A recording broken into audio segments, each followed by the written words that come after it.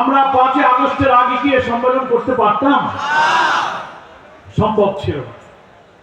তো আল্লাহ তাআলার কাছে আসুন আমরা আরো একবার হৃদয়ের সমস্ত প্রশান্তি এবং তৃপ্তি দিয়ে আমাদের যে রব গফুরুর রহিম আল্লাহ তাআলা আমাদের জাতির উপর থেকে শৈল শাসনের জগদ্দল পাথরকে সরিয়ে দিয়ে মুক্ত বাতাসে স্বস্তির নিঃশ্বাস ফেলার তৌফিক দিয়েছেন।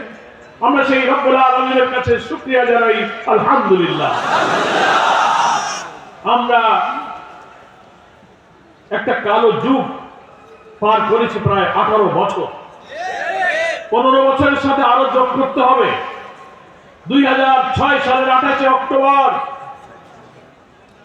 রাজধানীর পল্টনে প্রকাশ্য দিবালোকে খুনি, সন্ত্রাসী, ফ্যাসিস্ট, স্যাডিস্ট, সমস্ত গুম, হত্যাকাণ্ড, রিমান্ড, ক্রসফায়ারের মাস্টারমাইন্ড শেখ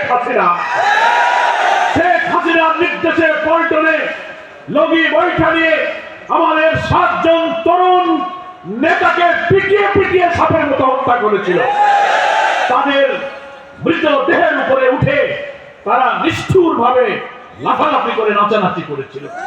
আপনারা সেই ইতিহাস, সেই ছবি, সেই ভিডিও কি ভুলে গেছেন? সেই 6 সালের 28 অক্টোবর থেকে বাংলাদেশের রাজনীতিতে গণতন্ত্রের অভিযাত্রা আমরা শুরু করেছিলাম। 90 গণ অভ্যুত্থানের মধ্য দিয়ে সেই 28 অক্টোবরই বাংলাদেশ তার পথ হারিয়ে ফেলেছে। সেই 28 অক্টোবর থেকে বারবার ভারতীয় আধিপত্যবাদীদের এই দেশীয় দালাল সেবাদাস চক্ররা ক্ষমতার মসনদে বারবার বসার ষড়যন্ত্র করেছে এবং 24 সালের সেই 5 আগস্ট পর্যন্ত 17.5-18 বছর আমাদের উপর দিয়ে একটি কালো অধ্যায় আমরা পার করেছি। কেন আমরা এই কালো যুগ বলছি? আমাদের সংগ্রামী নেতৃবৃন্দ তার বক্তব্যে বলেছেন, এই সময় আমাদের কোনো গণতান্ত্রিক অধিকার ছিল না, রাজনৈতিক অধিকার ছিল না, ভোটাধিকার ছিল না, ধর্মীয় মূল্যবোধ, জাতি সত্তা পায়ের নিচে পিষে ফেলা হয়েছিল। অর্থনীতিতে চলেছিল লুটপাট, জুডিশিয়ারি বিচার অঙ্গনে কোন ন্যায় বিচার ছিল না। শাসন ক্ষমতায় ওই শেখ পরিবার, হাসিনার পরিবার, আওয়ামী লীগের সিন্ডিকেট কর্তৃত্ব করে ব্যবসা বাণিজ্য, চাকরি বাকরি তারা সবকিছু তছনছ করে দিয়েছে। ফলে আমরা সেই কালো যুগ 18টি বছর পার করেছি। কত মানুষ শহীদ হয়েছে, কত মানুষ আহত পঙ্গু হয়েছে, লক্ষ লক্ষ মানুষ মৃত্যুবরণ করেছে। এ জাতির কত শিশু, কত মা, কত স্ত্রী, কত পিতা আল্লাহর কাছে সিজদা দিয়ে চোখের পানি ফেলেছে, আল্লাহর কাছে মুনাজাত করে হাজারি করেছে, আল্লাহ তুমি এই অত্যাচারী শাসকের হাত থেকে জনপদকে উদ্ধার করো। আমরা জানি না আল্লাহ তাআলা কোন শাহাদাতকে কবুল করেছেন, কার ইখলাসকে কবুল করেছেন, কার মুনাজাত, কার চোখের পানি কবুল হয়েছে আমরা জানি না। কিন্তু 24 আগস্টে 24 সালের 5 আগস্ট আসমান থেকে আল্লাহ তাআলার রহমতের ধারা বর্ষিত হয়েছে। আমি তখন কারাগারে ছিলাম। জুলাই অভ্যুত্থানের মধ্যে আমি আমাদের জামাত ডাক্তার তাহের সামিউল হক ফারুকী, এখানে অনেক গাজীপুর, সারা দেশের বহু নেতাকে অভ্যুত্থানের আন্দোলনের সময় আমাদেরকে কারাগারে আটকে রাখা হয়েছিল, রিমান্ডে নেওয়া হয়েছে। কারাগারে বসে আমরা শুনছিলাম জুলাইয়ের শেষের দিকে তীব্র গণ আন্দোলন। কেরানীগঞ্জের কারাগারে প্রায় 10,000 বন্দী যারা এই ফ্যাসিবাদের নির্যাতনের শিকার হয়ে কারাবন্দী ছিলেন। কারারক্ষীদের কাছে, কারা কর্তৃপক্ষের কাছে নতুন কোন বন্দী কারাগারে ঢুকলে আমরা ছুটে গিয়ে জিজ্ঞেস করতাম কি হচ্ছে বাইরে।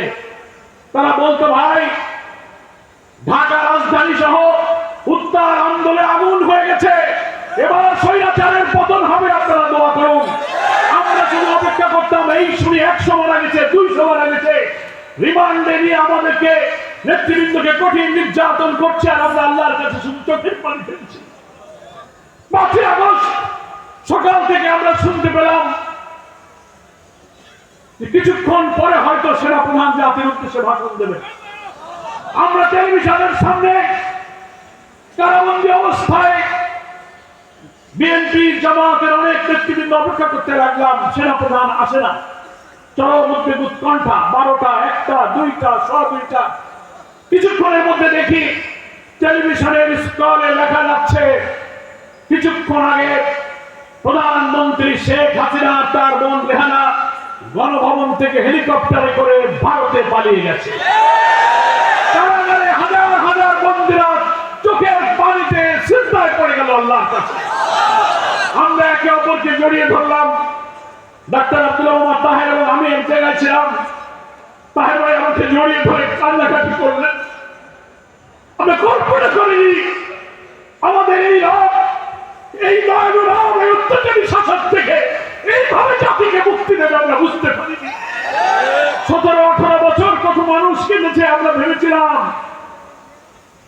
এই স্বৈরাচার কত মানুষকে হত্যা করলো, কত নেতাকে মিথ্যা মামলায় কারাগারে দিল। 14, 18, 24 তিনটা ভোট আমরা দিতে পারিনি। রাজনৈতিক দলের আন্দোলনকে গুলি করে, নিষিদ্ধ করে, আর নির্যাতন করে, নিষেধাজ্ঞা জারি করে বিরোধী আন্দোলনকে দমিয়ে রাখার চেষ্টা করেছে। মানুষ হতাশ হয়ে গেল। আপনারাও বলবেন, সাধারণ মানুষ বলতো, এই শেখ হাসিনা তোমরা এত আন্দোলন করে বিদায় করতে পারলে না, 3টা ভোট আমরা দিতে পারলাম না। মনে হয় শেখ হাসিনা মরা ছাড়া মনে হয় ক্ষমতা থেকে যাবে না। কি মানুষ এরকম বলতো না? মানুষ হতাশ হয়ে গেছে। কিন্তু আল্লাহ তাআলার ইচ্ছা, কত অপমানজনক ভাবে শেখ হাসিনার বিদায় হলো, নাকি বলেন? আমরা পৃথিবীর ইতিহাসে অনেক পতিত স্বৈরাচার এবং ফ্যাসিস্টের বিদায় দেখেছি, কিন্তু এইভাবে জনতা রুদ্ররোষে এত দাম্ভিক, এত অহংকারী, কি 17-18 বছর তো মেজাজটা মনে হচ্ছে যেন তিনি যেন একটা ছোট খোদা হয়ে বসে গেছে, নাকি বলেন? কারণ কথা মানবে না। ওকে মারো, ওকে ধরো, ওকে নিষিদ্ধ করো, ওকে গুলি করো, ওকে আয়না ঘরে, ওকে রিমান্ডে নাও। রাজনৈতিক অধিকার নেই, ভোটাধিকার নেই। এত আত্মহনিকার, এত অহংকারী, এত দাম্ভিককে আল্লাহ তাআলা কখনো পছন্দ করেন। আমরা মনে মনে এটা কামনা করতাম, নিশ্চয়ই আমাদের জন্য আল্লাহ রহমত অপেক্ষা করছে। আপনি চিন্তা করতে পারেন, আমাদের প্রিয় নেতৃবৃন্দ যারা জীবনে একটা মিথ্যা কথা বলে নাই, একটা টাকা হারাম খায় নাই, কোন মানুষকে কষ্ট দেয় নাই, অধ্যাপক গোলাম আজম, আল্লামা সাঈদী, মাওলানা নিজামী, কামরুজ্জামান, মুজাহিদ, মীর কাসেম আলী, কাদের মোল্লাদের মতো লোক, মাওলানা আবুল কালাম, মাওলানা ইউসুফ, মাওলানা আব্দুস সোবহান, মকবুল আহমদ, নাজির আহমদ, কত নাম বলবো, বারবার গ্রেফতার করে কারাগারে বৃদ্ধ বয়সে নিষ্ঠুর নির্যাতন করা হয়েছে। 5 জন নেতাকে ফাঁসিতে ঝুলিয়ে হত্যা করা হয়েছে।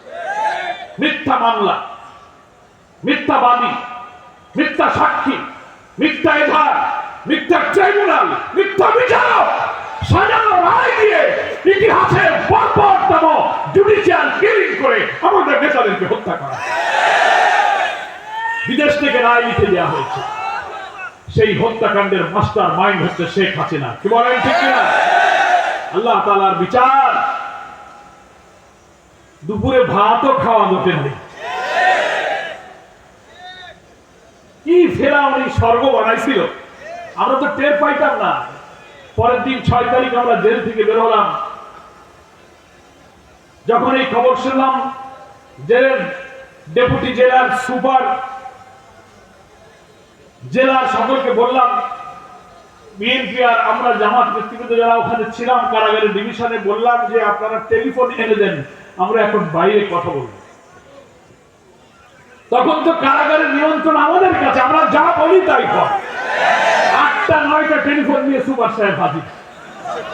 দুপুরবেলা ফোন দিতে লাগলাম, নেতৃবৃন্দ কোথায়, পরিবারের কি অবস্থা, তারা হাউমাউ করে কাঁদতে লাগলো। আমার মাকে আমি প্রথম ফোন দিলাম। ঢাকার বাসায় অসুস্থ মাকে নিয়ে এসেছিলাম। আমার কারাগারে থাকা অবস্থায় আব্বা ইন্তেকাল করলেন। মা আমার আব্বা হারিয়ে বড় ছেলের জন্য পেরেশান। মাকে বললাম, তুমি আমার বাসায় চলো। মাত্র কয়েকদিন আগে মাকে আনলাম। 20 জুলাই রাত 2:30টার সময় আমার বাসা ঘেরাও করে মা কান্নাকাটি করতে লাগলেন। আমার ছেলে কয়েকদিন আগে জেল থেকে বের হলো, কেন তোমরা আজকে নিয়ে যাও? আমি মাকে জড়ায় ধরে কাপড়ে চুমু দিয়ে বলেছিলাম, মা এবার দেরি হবে না, তুমি দোয়া করো আমার জন্য। আমি যখন ফোন করলাম ৫ আগস্ট করে, মা তুমি কেমন আছো, মা আমাকে বলল তোমাকে ধরার পরে আমাকে লোকেরা বলেছে তোমার ছেলে আবার জেলে গেছে, আর বেরোতে পারবে না। আমার মমতাময়ী অল্প শিক্ষিত মা আমাকে টেলিফোনে বললো, আমি তাদের বলেছি না এই বাংলাদেশ নতুন করে স্বাধীন হবে, তারপর আমার ছেলেকে নিয়ে আমি খুলনায় যাব। আমি তো টেলিফোনে মার এই জবাব শুনে অবাক। আমার মা রাজনীতি বোঝে না, বৃদ্ধ, তার অন্তরে কি কথা আল্লাহ তৈরি করে দিলেন যে এই দেশ আবার নতুন করে স্বাধীন হবে আর আমার ছেলেকে নিয়ে আমি খুলনায় যাব। মাকে বললাম, মা তোমার দোয়া কবুল হয়েছে, আমি তাড়াতাড়ি আসবো বলেছিলাম, আমি চলে আসছি। তারপর আমি মাকে নিয়ে খুলনায় গেছি। প্রিয় গাজীপুরবাসী, দেশবাসীকে এই কথাগুলো আমি কেন বলছি? শুরুতে আমি বলেছি আমরা একটা কালো যুগ পার করেছি। হ্যাঁ, আমরা যদি কোনো অন্যায় করতাম, মাওলানা সাইদি নিজামীদের মতো নেক মানুষরা যদি একটা অপরাধ করতো, তাহলে মনকে বুঝ দেওয়া যেত। আল্লাহ এত প্রিয় নেক মানুষগুলোকে এই বৃদ্ধ বয়সে ফাঁসিতে জড়িয়ে ঝুলিয়ে তুমি ফাঁসি দিয়েছ, তোমার অন্তর কাঁপে না, আসমান কেঁপেছে, জমিন কেঁপেছে, বাংলাদেশ এবং দুনিয়ার সমস্ত আল্লাহ চোখের পানি ফেলেছে। আল্লাহর ঘরে কাবায় লুটিয়ে পড়ে আল্লাহর গোলামেরা সিজদা দিয়ে তোমার বিরুদ্ধে নালিশ করেছে। আল্লাহর আরশে সেই দোয়া হয়তো কবুল হয়ে গেছে। তাই ইতিহাসের নিষ্ঠুরতম ফ্যাসিস্টদের মতো পতিত স্বৈরাচার তুমি অপমানিত হয়ে বিদায় দিয়েছ। গেলে কোথায়? যেখানকার মান সেখানেই চলে গেল। মাল তো ওইখানকার, কি বলে, ওখানে গিয়ে উনি ষড়যন্ত্র করছেন। পাসপোর্ট বাতিল, ভিসা নাই, আধিপত্যবাদী ভারত শাসন করছে এখন বিজেপির হিন্দুত্ববাদী সাম্প্রদায়িক সরকার। আমরা বলতে চাই, আন্তর্জাতিক কনভেনশন, জেনেভা কনভেনশন, সমস্ত কূটনৈতিক রীতিনীতি ভঙ্গ করে এত বড় খুনি, অপরাধী, হত্যাকাণ্ডের মাস্টার মাইন্ডকে কেন তুমি সেখানে আশ্রয় দিয়েছ? তাহলে আমরা এটা বলতে বাধ্য, 18 বছরের জুলুম, নির্যাতন, হত্যাকাণ্ড, লুটপাট, নিষ্ঠুরতার পেছনে তোমার হাত ছিল। তুমি তাকে কেন সাহায্য করেছ? বাংলাদেশ সরকারের পক্ষ থেকে ভারতকে চিঠি দেওয়া হয়েছে, তাকে ফেরত দেন, তাকে বিচারের আওতায় আনা হবে। ট্রাইব্যুনাল করেছিলে আল্লাহ লোকদেরকে ফাঁসি দেওয়ার জন্য। আল্লাহর কি ইচ্ছা, সেই ট্রাইব্যুনালাই এখন তোমার জন্য ফাঁসির আয়োজন চলছে। কোথায় যাবা? ওমা তাশাউনা ইল্লা ইয়াশা আল্লাহু রাব্বুল আলামিন। তোমাদের কোনো ইচ্ছাই কাজে লাগবে না যদি আল্লাহর ইচ্ছা না হয়। কি বলেন, ঠিক না? তুমি সারা জীবন ক্ষমতায় থাকতে চেয়েছিলে, ইসলামী রাজনৈতিক দল আলেম ওলামাকে কারাগারে রুদ্ধ করে, নিষ্ঠুর নির্যাতন করে, ইসলামী মূল্যবোধকে ধ্বংস করে দল নিষিদ্ধ করতে চেয়েছিল। পতনের 4 দিন আগে বাঁচার আর কোনো উপায় নেই, সে মনে করলেন এই সব আন্দোলন, সব সংগ্রাম, সব বিদ্রোহ জামাত আর শিবির করতেছে। বাঁচার শেষ উপায় হলো জামাত শিবির নিষিদ্ধ করে দাও। ডুবন্ত মানুষ যখন সাগরে ডুবতে থাকে, বাঁচার কোনো পথ যখন পায় না, হাত লাইতে থাকে, একটা শ্যাওলাও যদি পায় তো ওইটা ধরে বাঁচতে চায়। শ্যাওলা ধরে কি বাঁচা যায়?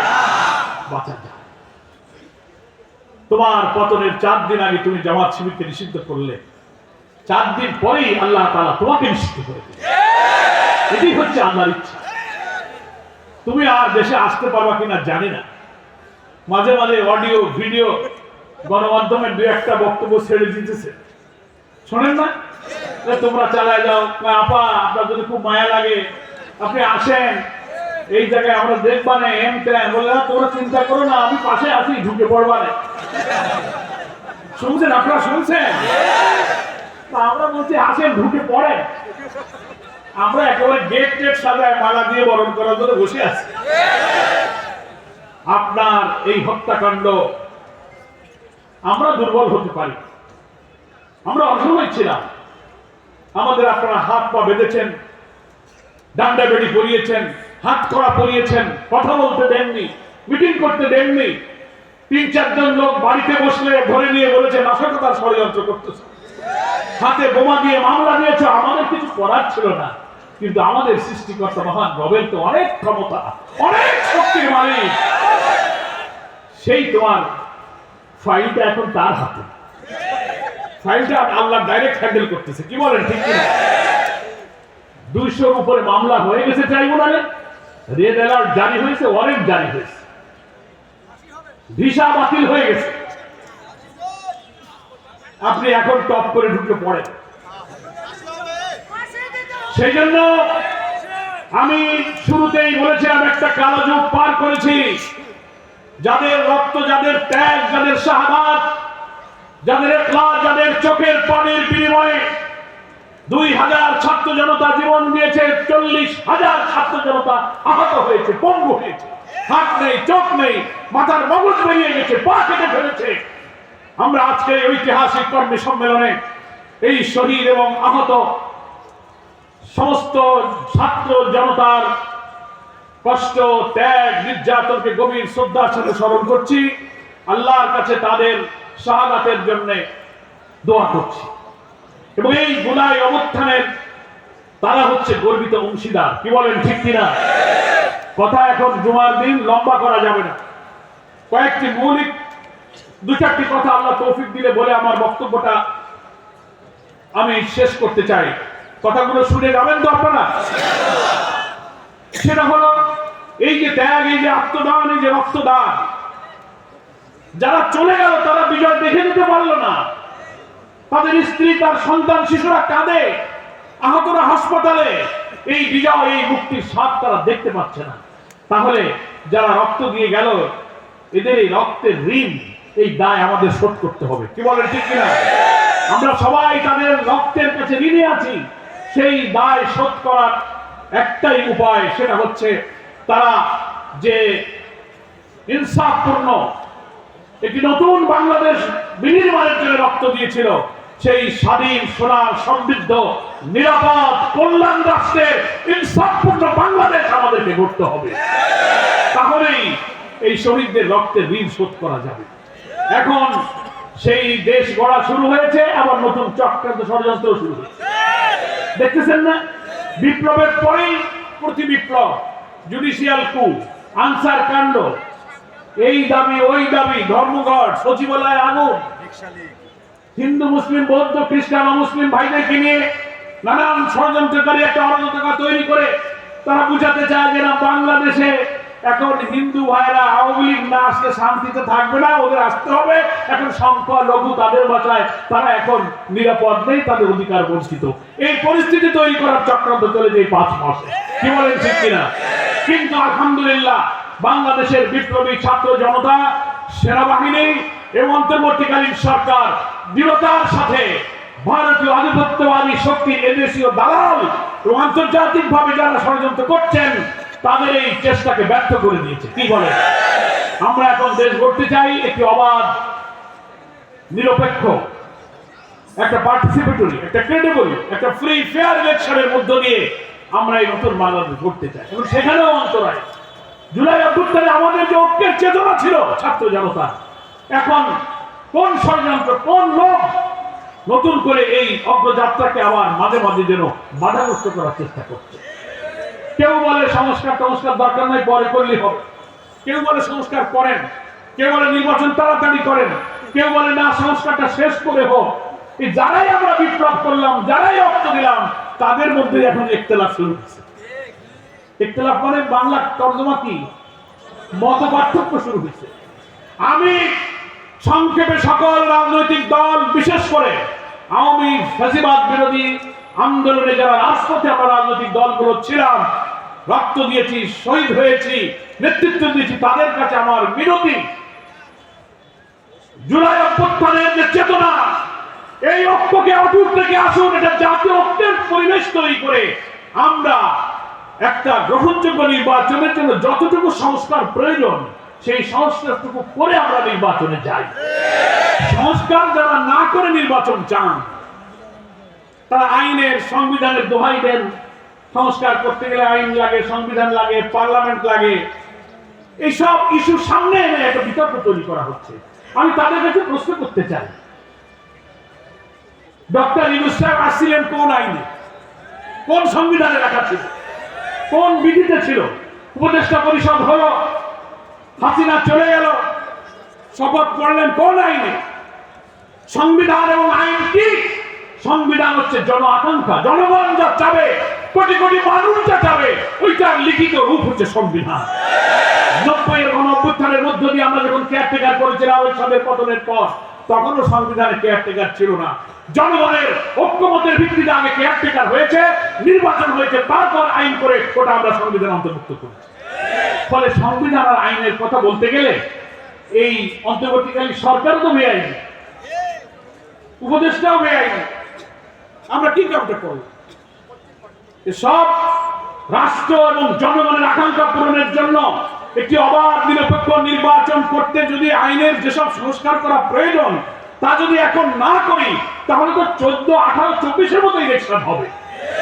এত রক্ত দিয়েছে কি আমরা আবার সেই ইলেকশনের জন্য? 3টা ইলেকশন হয়ে গেল, বাংলাদেশের ভোটাররা ভোটের দিন রওনা দিয়েছে ভোট কেন্দ্রে, রাস্তায় আওয়ামী লীগ, পুলিশ লীগ, যুবলীগ, ছাত্রলীগ সব ঠেকাইছে, বলে যাও বাড়ি চলে যাও, ভোট হয়ে গেছে, ভোট দেওয়া লাগবে না। কেউ যদি জোর করে ভোট কেন্দ্রে ঢুকে ভোট দিতে গিয়ে বলে ব্যালট দাও, বলে ব্যালট শেষ হয়ে গেছে, ব্যালট নাই। আপনারা কি আবার সেই ভোট চান? ওই যারা বিনা সংস্কারে আইনের পরিবর্তন না করে, আমরা তো বলছি না এই বিশাল বাংলাদেশ নামক রাষ্ট্রের অনেক অর্গান, অনেক বিভাগ আছে, সব অর্গান, সব বিভাগগুলো পলিটিসাইজ হয়েছে, করাপ্ট হয়েছে, দুর্নীতিগ্রস্ত হয়েছে, দলীয়করণ হয়েছে, সব সংশোধন করতে হবে। পচে গেছে সব অর্গান। 18 বছরে স্বৈরাচার আমাদের সংবিধান, আমাদের প্রশাসন দলীয়করণ করে ইচ্ছা মতো কর্তৃত্ববাদী চালিয়ে কত বিক্ষত করেছে। কিন্তু অন্তর্বর্তীকালীন এই সরকারের পক্ষে এত সংস্কার সম্ভব না, এটা আমরাও মানি। নির্বাচিত সরকার আসলে তারা পুরা রাষ্ট্রের সব অর্গানগুলো সংস্কার করবেন, এতে আমাদের দ্বিমত নেই। কিন্তু তবে নির্বাচনটা সুষ্ঠু করতে গেলে অন্তত কয়েকটা অর্গানকে মেরামত করা লাগবে।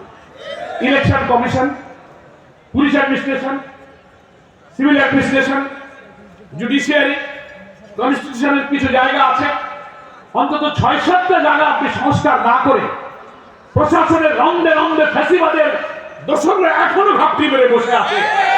এই ওসি, এই এসআই, এই ইউনো, এই ডিসি, এই সচিব রেখে আপনি ভোট করবেন, 14, 18, 24-এর মতো ভোট হবে, তাহলে আমাদের জাতির সমস্ত রক্তদান বৃথা যাবে। তাই আমরা বলেছি, আসুন সংস্কার নিয়ে কোনো বিতর্কের দরকার নেই। সুষ্ঠু নির্বাচনের জন্য নিশ্চয়ই কিছু আইন পরিবর্তন করতে হবে। জুলাই অভ্যুত্থানের গণ আকাঙ্ক্ষাই সেই পরিবর্তনের অধিকার রাখে। অন্তর্বর্তীকালীন সরকার অধ্যাদেশ জারি করুন, সংস্কার করুন।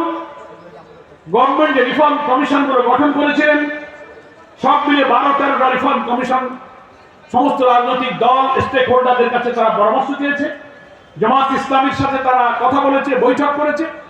আমরাও আমাদের দলীয় ফোরামে আলোচনা করে আমরা সেই সব বিভাগ এবং অর্গান সম্পর্কে সংস্কার প্রস্তাব সরকারের দপ্তরে জমা দিয়েছি। জানুয়ারির 15 তারিখের মধ্যে রিফর্ম কমিশনের রিপোর্টগুলো হয়তো এসে যাবে। তাড়াতাড়ি সেই সংস্কার কমিশনের রিপোর্টগুলো বিশ্লেষণ করে যদি সংস্কারের কাজগুলো বাস্তবায়ন করে ফেলা হয়, তো বেশি সময় লাগার কথা নয়। তারপরে একটা নির্বাচনের রোড ম্যাপ আপনি ঘোষণা করুন। কি বলেন? এই কাজে সকলকে সহযোগিতা করতে হবে। যারা সহযোগিতা না করে আইন কানুন বিধি ইত্যাদি দোহাই দিয়ে নির্বাচনকে বাধাগ্রস্ত করা বা সমস্যা তৈরি করার চেষ্টা করবেন, বুঝতে হবে তারা সুষ্ঠু নির্বাচনে হলে হয়তো পরাজয়ের ভয় করছেন, অথবা মাস্তানি করে কেটে কুটে বাক্স ভর্তি করে আবার বিজয়ী হতে চান। বাইরে আমরা জামাত ইসলামী, আমরা তো ভোট কাটতে পারবো না, আমাকে তো মাস্তান নাই, আমাদের তো চাঁদাবাজ নাই, আমরা তো ভোট কেন্দ্র দখল করতে পারি না। ফলে নির্বাচন নিরপেক্ষ না হলে অসুবিধা আমাদের বেশি। এই জন্যই আমরা বলি, বাবারে তোমরা যারা কাটাকাটি করো, বাক্স দখল করার অভ্যাস আছে, তোমরা একটু সবর করো। জনগণ যদি তোমাদের ভালোবাসে মানুষের কাছে যাও, মানুষের দুঃখ কষ্টের পাশে দাঁড়াও, ভোটারদের খুশি রাখো। জনগণ চাইলে তোমরা ভোট পাবা, ভোট কাটবা কেন? ফলে আসুন একটা অবাধ প্রয়োজনীয় সংস্কার সেরে একটা অবাধ নির্বাচনের পরিবেশ তৈরিতে আমরা অন্তর্বর্তীকালীন সরকারকে সাহায্য করি, সবাই আমরা চেষ্টা করব। সেকেন্ড কথা হচ্ছে এই যে নতুন যে বাংলাদেশটা আমরা দেখতে চাই, সরকার একটা নির্বাচনের ধারণা পেশ করেছেন যে অমুক সময়ের মধ্যে নির্বাচন হওয়া সম্ভব। ঠিক আছে, আপনি সেই সময়ের মধ্যে নির্বাচনটা এমন ভাবে করেন যেন নির্বাচন কাটাকাটি আর মাসেল ম্যান আর কালো টাকার খেলা না চলে, মানুষ যেন নিরিবিলি ভোট কেন্দ্রে গিয়ে ভোটটা দিতে পারে। সব রাজনৈতিক দল জনগণের কাছে যাক, তাদেরকে উদ্বুদ্ধ করুক, তাদের প্রত্যেকে তার আদর্শ নিয়ে কথা বলুক, জনগণ যাকে চাবে সে ক্ষমতায় যাবে। এখন গণ অভ্যুত্থানের নেতৃত্ব দানকারী রাজনৈতিক দলের মধ্যে যদি বিতর্ক হয়, এমন বক্তব্য, এক দলকে আঘাত করার জন্য আরেক বক্তব্য, এই পাল্টাপাল্টি করে আমাদের জাতীয় ক্ষতিগ্রস্ত করে অনৈক্য বিভেদ বিতর্ক বাড়ানো উচিত নয়। আসুন আমরা সব রাজনৈতিক দলের লোকেরা কথা একটু সাবধানে বলি, গার্ডেড ল্যাঙ্গুয়েজে কথা বলি, কাউকে কষ্ট না দিই। সমাজের চাঁদাবাজ সন্ত্রাসের বিরুদ্ধে কথা বলা যাবে। চাঁদাবাজের বিরুদ্ধে যদি আমরা বলি, এই যে আজকে এখানে নেতৃবৃন্দ বললেন গাজীপুরের বিল ইন্ডাস্ট্রিতে চাঁদাবাজি হচ্ছে, আপনি একটু বক্তব্য দেন। কারণ আমি যদি চাঁদাবাজের বিরুদ্ধে কথা বলি, ওনারা চাঁদাবাজ বলিছে, তার মানে খালি আমাদেরকে খালি বুঝাইছে। কি জ্বালায় পড়লাম, আমরা তো সমাজের সমস্যা নিয়ে কথা বলতে পারবো। আমরা তো কোন দলের নাম উল্লেখ করে কারোর বিরুদ্ধে কথা বলছি না, কি বলেন ঠিক কিনা? কিন্তু সামাজিক অপরাধটাকে তো আমাকে অ্যাড্রেস করতে হবে। সেজন্য গাজীপুর শিল্প অঞ্চলে চাঁদাবাজি চলছে। অনেক মিল মালিকরা আমাদেরকে বলেছেন তারা ব্যবসা বাণিজ্য কলকারখানা চালাতে পারছে না, বন্ধ করে দিতে চান। দয়া করে গাজীপুরের জেলা প্রশাসক, পুলিশ সুপার, মেট্রোপলিটন পুলিশের এখানে গাজীপুরের যিনি কমিশনার সাহেব আছেন, ওনার সাথে ফোনে কথা বলেছি, সকলের কাছে রিকোয়েস্ট করব, যে দলের হোক চাঁদাবাজ মস্তান কল কারখানা বন্ধ করে চাঁদাবাজি করে অর্থনীতির চাকাকে যারা থামিয়ে দিতে চায় তাদেরকে গ্রেফতার করুন। তবে দল আর কোনো অবস্থান দেখার প্রয়োজন নেই। এখন তো ফ্যাসিস্ট খুনি আওয়ামী লীগের চাঁদাবাজরা মাঠে নেই, পালিয়ে গেছে। 300 এমপি খুঁজে পাওয়া যাচ্ছে না, মন্ত্রীও খুঁজে পাওয়া যাচ্ছে। ফলে আপনার কিসের ভয়? যদি পুলিশ কমিশনার, জেলা প্রশাসক, এসপিরা এই চাঁদাবাজদেরকে ধরতে না পারেন, আমরা এবং জনগণ বিশ্বাস করতে বাধ্য হব যে আপনারা বোধহয় ফ্যাসিবাদের দোষরদের সাথে খাতির করেছেন। আপনারা এটা করবেন না। মানুষকে শান্তিতে থাকতে দিন। বাংলাদেশের অর্থনীতির চাকাকে সচল রেখেছে এই শিল্প অঞ্চল অধ্যুষিত গাজীপুর। লক্ষ লক্ষ শ্রমিকের পদধ্বনি কল কারখানার চাকায় মুখরিত এই গাজীপুর। সকাল থেকে রাত পর্যন্ত রাস্তায় রাস্তায় শ্রমিকের ঢল। এখানে যদি চাঁদাবাজির কারণে অর্থনীতির চাকা বন্ধ হয়ে যায়, লক্ষ লক্ষ মানুষ বেকার হবে, বিদ্রোহের আগুন জ্বলে উঠবে। আপনারা এক্ষুনি এই গাজীপুর শিল্পাঞ্চল, ঢাকা রাজধানী, তেজগাঁ, ডেমরা, চট্টগ্রাম, খুলনা, বিভিন্ন জায়গায় আপনারা এগুলো নজর দেন। দেশকে যদি আপনারা ভালোবাসতে চান, বাংলাদেশ জামাত ইসলামী এমন একটি নতুন বাংলাদেশে বিপ্লবের মধ্য দিয়ে নতুন বাংলাদেশ নির্মাণের স্বপ্ন দেখে, যেটা আমাদের বাংলাদেশের সংবিধানে মুক্তিযুদ্ধের যে চেতনার কথা বলা হয়েছে, যে লক্ষ্যের কথা বলা হয়েছে, সাম্য, মানবিক মর্যাদা, সামাজিক সুবিচার। 53 বছর আগে এই চেতনা ধারণ করে বীর মুক্তিযোদ্ধারা লড়াই করে প্রিয় জন্মভূমি বাংলাদেশকে স্বাধীন করেছিলেন। আমি আপনাদের প্রশ্ন করতে চাই, 53 বছরে আমাদের এই সমাজের সাম্য, আমাদের মানবিক মর্যাদা, আমাদের সামাজিক সুবিচার কি আমরা পেয়েছি? এখনো ভাত, কাপড়, শিক্ষা, চিকিৎসা, বাসস্থানের অভাবে কোটি কোটি মানুষ এখনো কষ্ট পাচ্ছে। এখনো রাজধানীর ফুটপাতে, আমি সেদিন চোখে পানি এসে গেছে, রাজধানীর একটা ফুটপাত দেবে হাঁটছিলাম, আমার ছোট ছেলেটা আমার সাথে ছিল। দুপুর বেলা দেখি একটা ছোট্ট ছেলে কাপড় চোপড় ময়লা মলিন ছেঁড়া, তার একটা ছোট্ট ভাইকে নিয়ে মানুষের হোটেলে খেয়ে ফেলে দেওয়া একটা গোশের হাড্ডি, সে হাড্ডিটা নিয়ে ওই ছোট বড় ভাইটা অর্ধেক খাচ্ছে, আর ছোট ভাইটার গালের মধ্যে তুমি একটু খাও। ফুটপাতে আমি আমার চোখে পাই। আমি বললাম, তোমার কি হয়? বলে, স্যার আমার ছোট ভাই। তোমরা দুপুরে কিছু খাওনি, কি খাইতেছো? বলে, না এই গোশের টুকরা পাইছি, তাই একটু ছিঁড়ে সে খায় আর ছোট ভাইটাকে সে একটু মুখে দিবে। আমি আর কষ্ট সহ্য করতে পারলাম না, আমি ওকে সাহায্য করলাম, তোমরা এটা দিয়ে কিনে দুপুরে খাবারটা খাও। আমি কথা এই জন্য বলছি, বাংলাদেশের প্রায় 4 কোটি মানুষ এখনো দরিদ্র, প্রায় 2 কোটি শিক্ষিত যুবক বেকার, দারিদ্র সীমার নিচে হতদরিদ্র মানুষ, খাওয়ার কষ্টে ভুগছে কোটি কোটি মানুষ। সেই বাংলাদেশ নতুন করে নির্মাণের জন্য, ইনসাফপূর্ণ সুবিচারের বাংলাদেশের জন্য আমাদের এই হাজার হাজার লোকেরা রক্ত দিয়েছে। আমরা সেই বাংলাদেশ গড়তে চাই। জামাত ইসলামী বলেছে এই বাংলাদেশ হবে সুবিচারের বাংলাদেশ। সেই সুবিচার কে করবে? জামাত ইসলামী হাতে যদি আল্লাহ তাআলা রাষ্ট্রের দায়িত্ব দেন, আমাদের আমিরে জামাত ডাক্তার শফিকুর রহমান বলেছেন, আমরা শাসক হব না, আমরা এই জাতির খাদেম হয়ে সেবা করব। লুটপাট, চাঁদাবাজি, মাস্তানি, অর্থ পাচার, শেখ হাসিনা, তার বোন রেহানা, তার ভাগ্নি, তার মেয়ে, তার ছেলে জয়, পুতুল, টিউলিপ মিলে লক্ষ লক্ষ কোটি টাকা বিদেশে পাচার করেছে। ব্যবসা বাণিজ্য তাদের হাতে ছাড়া ছিল না। নতুন বাংলাদেশে এই সব লুটপাট আর হবে না। আমাদের অর্থনীতি নিরাপত্তা হবে। ইসলামের যে কল্যাণ রাষ্ট্র, ইসলামের যে সৌন্দর্য, beauty of Islam, welfare of ইসলামের জন্য আল্লাহর নবী হাদিসের মধ্যে যা বলেছেন, রাষ্ট্রের সকল মানুষের ভাত, কাপড়, শিক্ষা, চিকিৎসা, বাসস্থানের মৌলিক সব দায়িত্ব রাষ্ট্র গ্রহণ করবে। চাকরি দিতে হবে, কাজ দিতে হবে। হাদিসে আল্লাহ রাসূল বলেছেন, যাদের কাজ দিতে পারবে না রাষ্ট্র, বেকার যারা থাকবে, তাদের সংসার চালাবার মতো প্রত্যেক বেকারকে ভাতা দিতে হবে। অভাব এবং দারিদ্রতাই মানুষকে অপরাধের দিকে নিয়ে যায়। কি বলো ঠিক কিনা? এই সোনার বাংলা, সুজলা সুফলা নদীমাতৃক সবুজ বাংলা আমার, জমিন কত উর্বর। আমরা যদি চুরি, ডাকাতি, দুর্নীতি বাদ দিয়ে শিল্প, কল কারখানা, কৃষি, অর্থনীতির চাকা চালু করতে পারতাম, তাহলে আমার এই বাংলায় খাদ্যের অভাব হতো না, দুর্নীতি হতো না, মানুষের চরিত্র যদি আমরা গঠন করতে পারতাম, নৈতিকতা ঠিক থাকতো। জামাত ইসলামী তাই অর্থনীতিকে একটি যাকাত ভিত্তিক বৈষম্যহীন অর্থনীতি কায়েম করবে। আল্লাহ তাআলা কোরআনে বলেছেন, সূরা নূরের 55 নম্বর আয়াতে, রাষ্ট্রে যদি দ্বীনের ভিত্তিতে কোনো রাষ্ট্র তোমাদের দায়িত্বে আসে, তোমাদের 4টি কাজ। আল্লাযিনা ইম্মাক্কানাহুম ফিল আরদ আকামুস সালাহ ওয়া আতুজ যাকাত আমরু বিল মারুফ ওয়া নাহাউ আনিল মুনকার। 4টি কাজ করবে। জাতিকে সালাতের মাধ্যমে আল্লাহর আনুগত্য এবং চরিত্র গঠন করতে হবে, রাষ্ট্রের প্রথম কাজ। 2 হচ্ছে সুদ মুক্ত, যাকাত ভিত্তিক, সুষম বন্টনের ভিত্তিতে একটি সুন্দর অর্থনীতি চালু করতে হবে।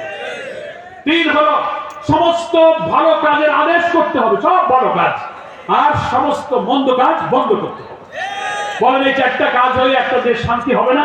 এটা আল্লাহই বলতেছে।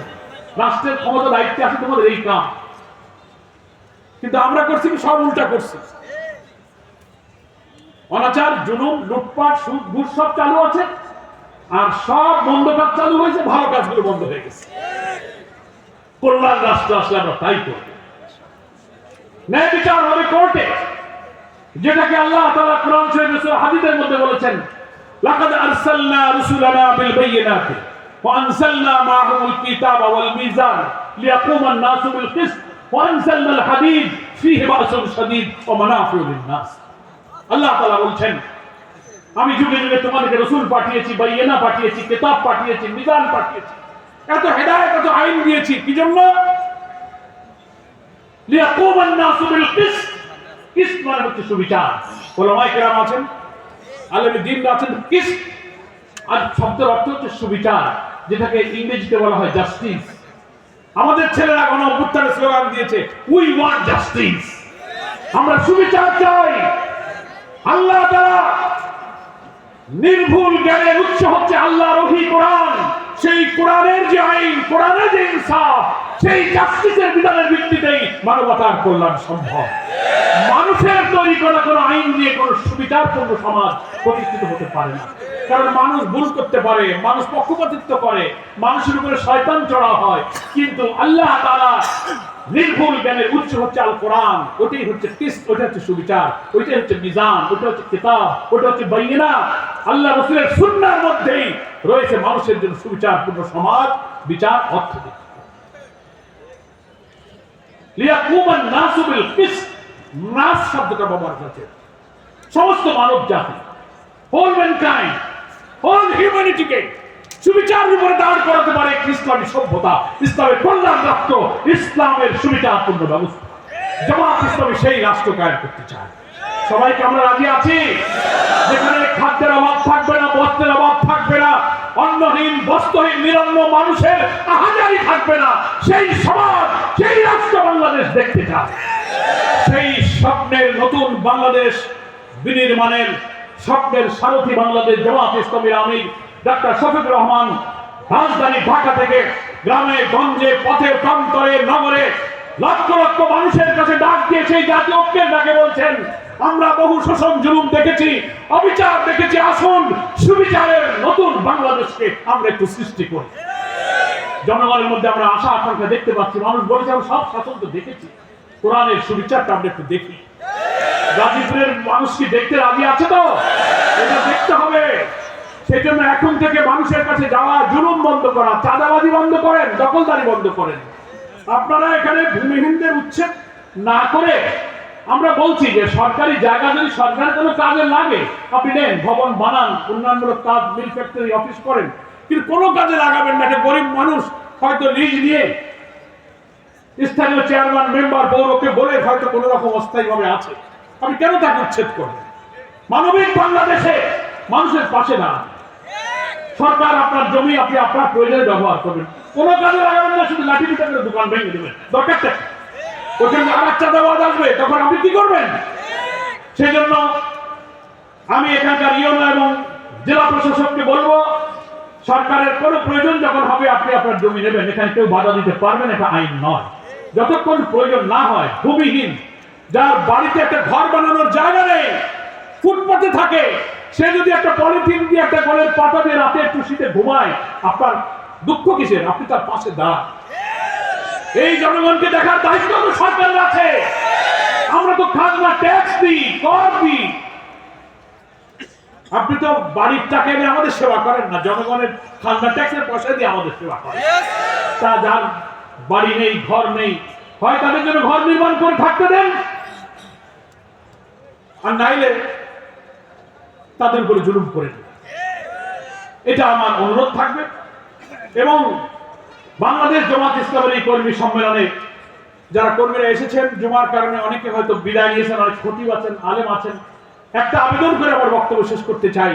এই যে এত কথা, এত নতুন বাংলাদেশ, এত আশা জাতির স্বপ্ন পূরণের জন্য জামাতের কর্মীদেরকেই তো কাজ করা লাগবে। আমাদের নেতা ইজ্জতুল্লাহ ভাই সে কথাই বলেছেন, আমরা যারা ইসলামী আন্দোলনের কর্মী, আমাদের যে ইসলাম আমরা কায়েম করতে চাই, সেই ইসলামের অর্থনীতি, সমাজ, রাষ্ট্র, আইন, জুডিশিয়ারি, এগুলো আমাদের পড়তে হবে, বুঝতে হবে। নিজের চরিত্র, আমল, আখলাক আর কথা কাজের সাথে মিল রাখতে হবে। জনগণ যেন আপনাকে দেশের পাশের লোক, পাশের বাড়ি, প্রতিবেশী বুঝতে পারে যে আমাদের কর্মীদিকে তাকালে মনে হয় আসলে এ হচ্ছে ইসলাম, এর নাম